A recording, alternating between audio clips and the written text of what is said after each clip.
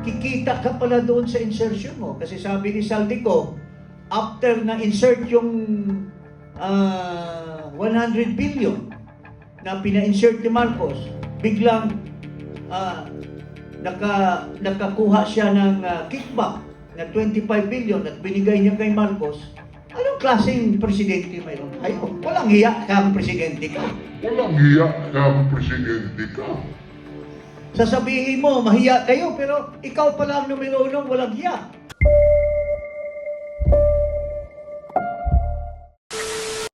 Later on, maririnig natin ulit si Dr. Lorraine, pero just a speculation from any one of you, particularly dun sa Vince, telling na mali yung finid ko, what could have happened between the President and himself dun sa possible na conversation kaya na nangyari? That's why he actually, during the BICAM was enforcing na dapat ibalik yung amount na gusto niya. What could have happened?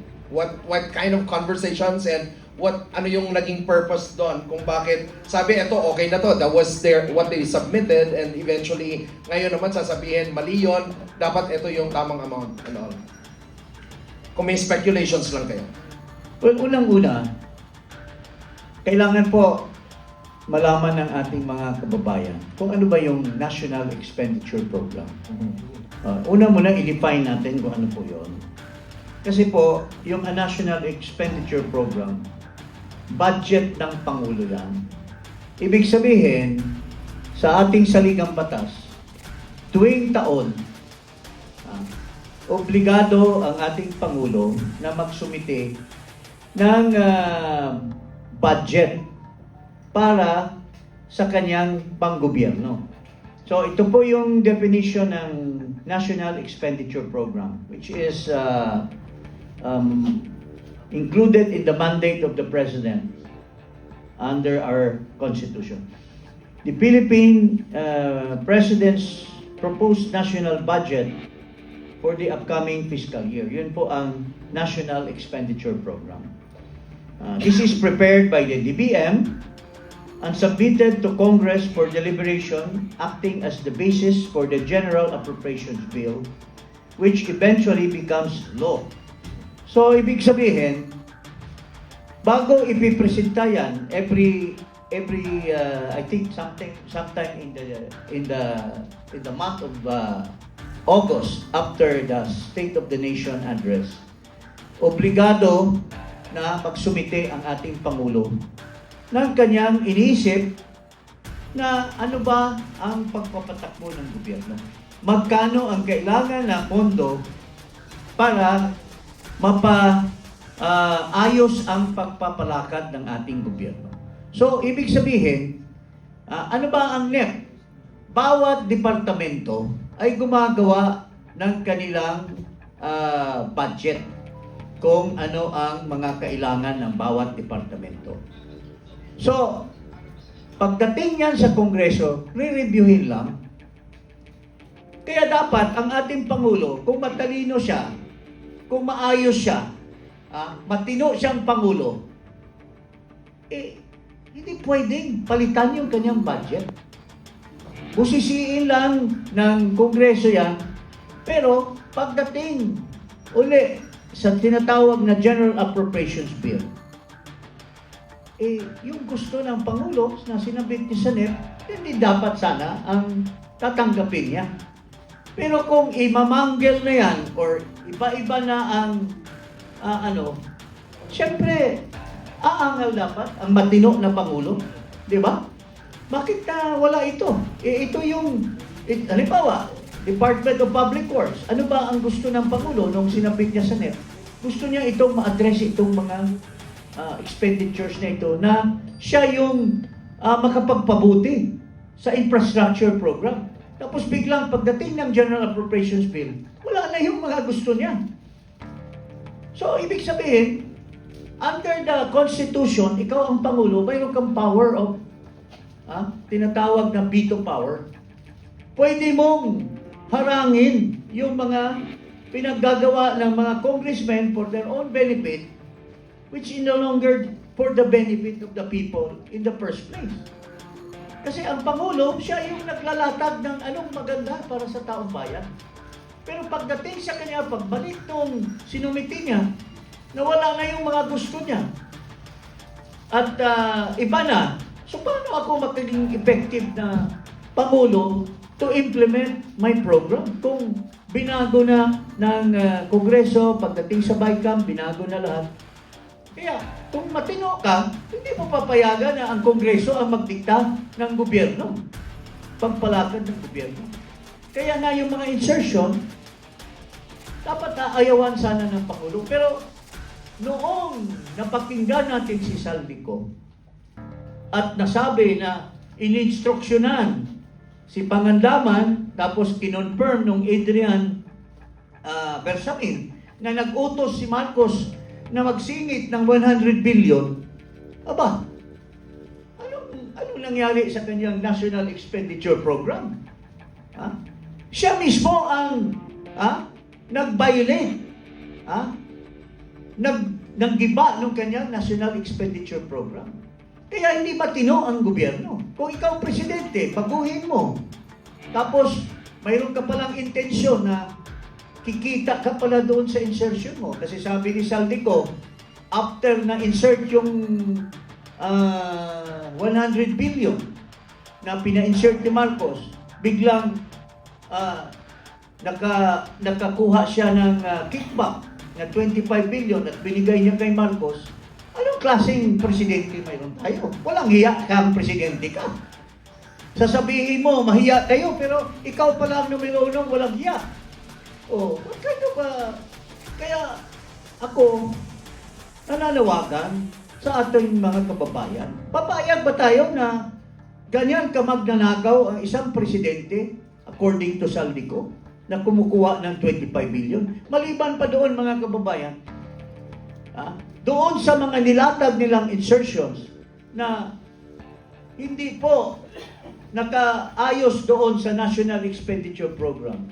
Kasi ang na-insert sa 2025 budget ay nasa 280 billion more or less. Ang binito lang ng ating Pangulo, 29 billion.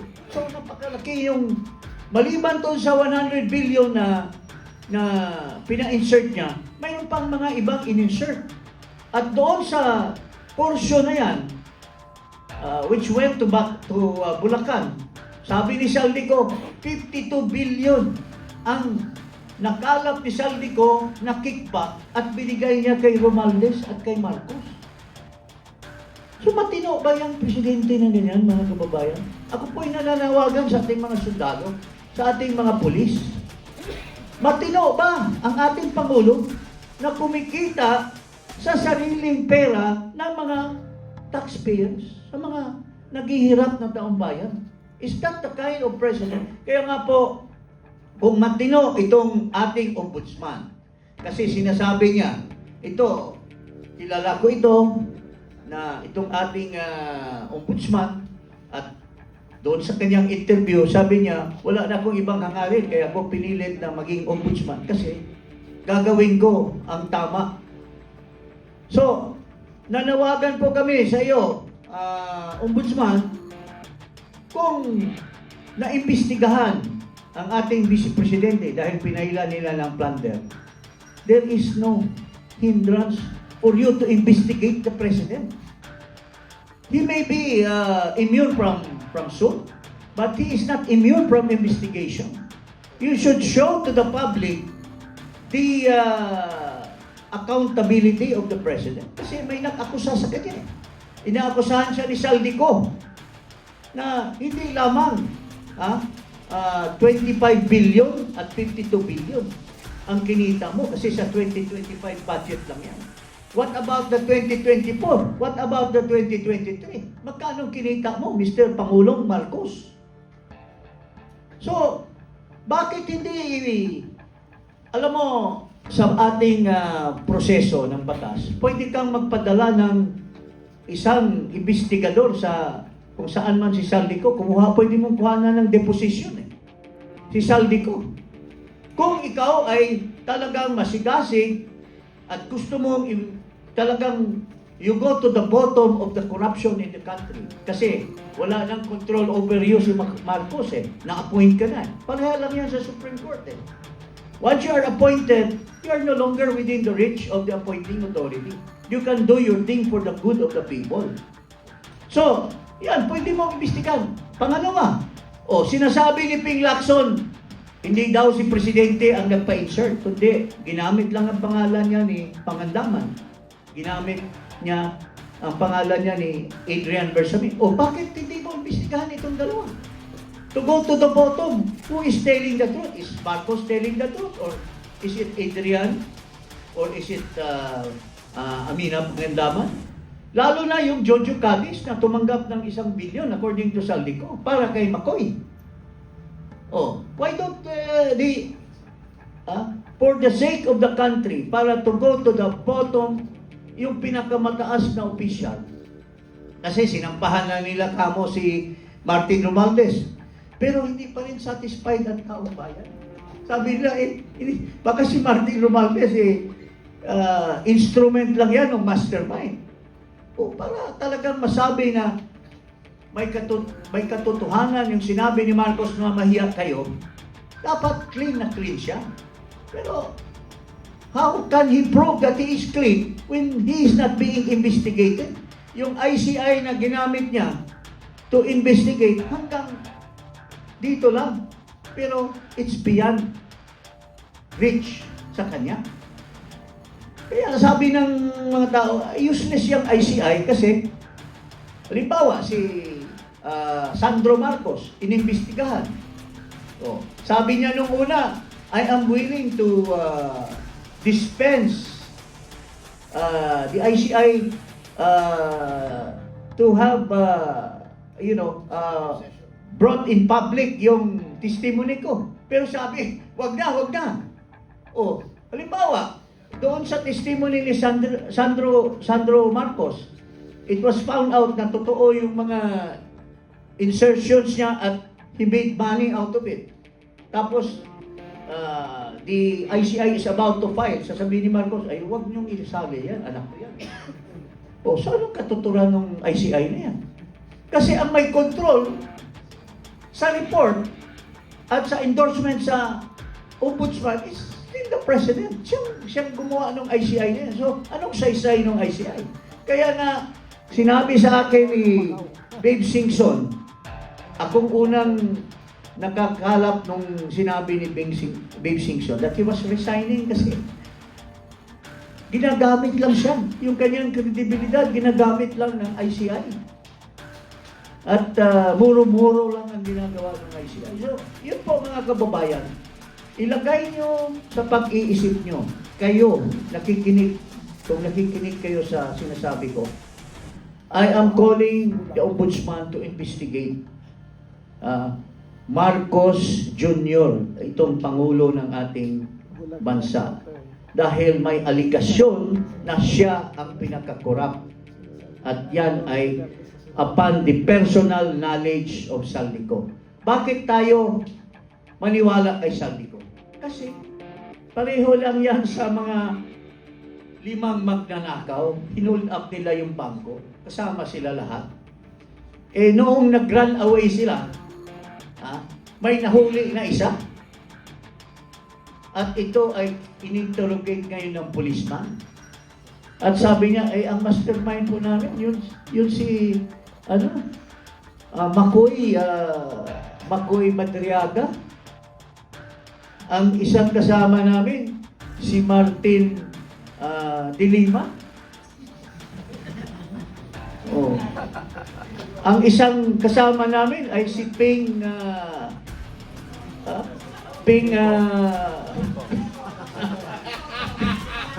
So kung ikaw kasama sa nagplano at nahuli ka, hindi ba yung mga ginawa niyong plano para magnakaw, may katuturan yung sinasabi nito kasi kasama siya sa nagplano at nagnakaw. So ganoon din, kung isa sa mga magnanakaw si Saldico at nahuli, at siya ngayon na nagsasabi na si Marcos ang nag-utos sa akin na maglatag ng insertion.